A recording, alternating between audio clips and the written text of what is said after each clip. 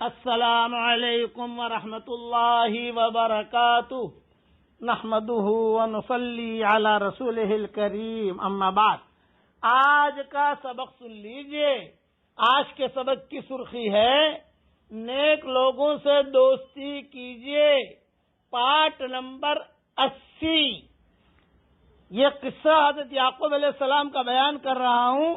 حضرت یعقوب علیہ السلام کی ایک عجیب تمنا، یہ قصہ میں میری کتاب بکھرے موتی جلد 7 صفحہ 602 سے میں بیان کر رہا ہوں۔ بقیہ اوپر کی کتابوں کے حوالے وہاں دیکھ لیجئے گا۔ حضرت انس رضی اللہ تعالیٰ عنہ فرماتے ہیں، ایک بار حضرت محمد صلی اللہ علیہ وسلم نے ایک عجیب واقعہ سنایا اور یعقوب علیہ السلام کی ایک عجیب تمنا بیان کی۔ آپ نے بتایا کہ ایک بار کسی آدمی نے حضرت یعقوب علیہ السلام سے پوچھا کہ حضرت آپ کی آنکھیں کس وجہ سے جاتی رہیں اور آپ کی کمر کس وجہ سے جھک گئی ہے؟ حضرت یعقوب علیہ السلام رو دیے اور روتے ہوئے جواب دیا، آنکھیں تو یوسف کے غم میں روتے روتے جاتی رہیں اور کمر اس کے بھائی بنیامین کے صدمے سے جھک گئی ہے۔ حضرت جبریل علیہ السلام اسی وقت حضرت یعقوب علیہ السلام کے پاس آئے اور بولے، آپ اللہ تعالی کی شکایت کر رہے ہیں؟ حضرت یعقوب علیہ السلام بولے، نہیں نہیں نہیں، بلکہ اللہ تعالی کے حضور اپنے غم اور دکھ کی فریاد پیش کر رہا ہوں۔ حضرت جبریل علیہ السلام نے فرمایا، آپ نے اپنا جو دکھ بیان کیا ہے اللہ کو سب معلوم ہے۔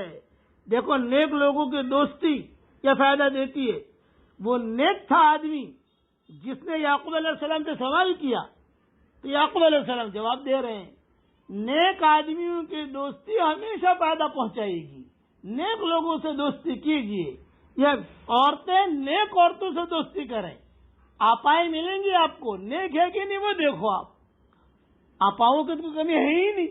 آج کل دنیا میں پیروں کی کوئی کمی نہیں ہے، بھرے ہوئے ہیں پیر، ہر ملک میں ہر قسم کے پیر بھرے ہوئے ہیں۔ نیک ہے کہ نہیں وہ دیکھو۔ نیک لوگوں سے دوستی کیجیے۔ چنانچہ حضرت جبریل علیہ السلام نے کہا، آپ نے اپنا جو دکھ بیان کیا ہے اللہ کو سب معلوم ہے۔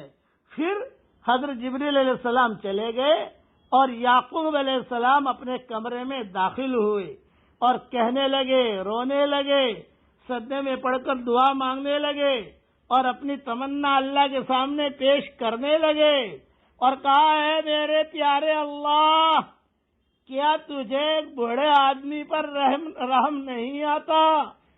تو نے میری آنکھیں بھی چھین لی، میری کمر بھی جھکا دی۔ پروردگار، میرے دونوں پھولوں کو مجھے لوٹا دے تاکہ دونوں کو صرف ایک بار سونگھ لوں، ان کی خوشبو سونگھ لوں۔ بس نابینا تو ہو گیا ہوں، ان کا چہرہ دیکھوں نہ دیکھوں وہ بات الگ ہے، لیکن ان دونوں کو سونگھ لوں۔ سونگھنا چاہتا ہوں دونوں کو، اس لیے کہ دونوں کی خوشبو الگ الگ ہے۔ یوسف کی خوشبو الگ ہے اور بنیامین کی خوشبو الگ ہے، دونوں کو سونگھ لوں، پھر تو جو چاہے میرے ساتھ سلوک کر۔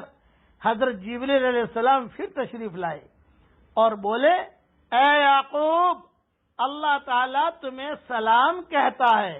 اللہ کا سلام سنا تو یعقوب علیہ السلام تو نابینا تھے، وہ ایک دم سے جھومنے لگے، واہ واہ واہ واہ، میرے اللہ کا سلام آیا، میرے اللہ کا سلام آیا، میرا اللہ کا سلام آیا۔ یعقوب، اللہ تعالیٰ تمہیں سلام کہتا ہے اور فرماتا ہے کہ یعقوب خوش ہو جاؤ، اگر تمہارے دونوں بیٹے مر گئے ہوتے تو بھی تمہارے خاطر انہیں زندہ کر کے اٹھا دیتا تاکہ تم دونوں کو دیکھ کر اپنی آنکھیں ٹھنڈی کرتے۔ نیک لوگوں سے دوستی، جان نیک لوگوں سے دوستی کرنے کا مضمون بیان کر رہا ہوں۔ فرشتوں سے بھی دوستی کیجیے، یہ بھی نیک ہے۔ گھر میں قرآن پڑھیے، فرشتے آئیں گے، نماز پڑھیے، فرشتے آئیں گے، درود شریف پڑھیے، فرشتے آئیں گے، ذکر کیجئے فرشتے آئیں گے، آپ قرآن پڑھو گے فوراً فرشتے آ جائیں گے، سبحان اللہ کہو گے فرشتے آئیں گے، قرآن پڑھو گے فرشتے گھیر لیں گے۔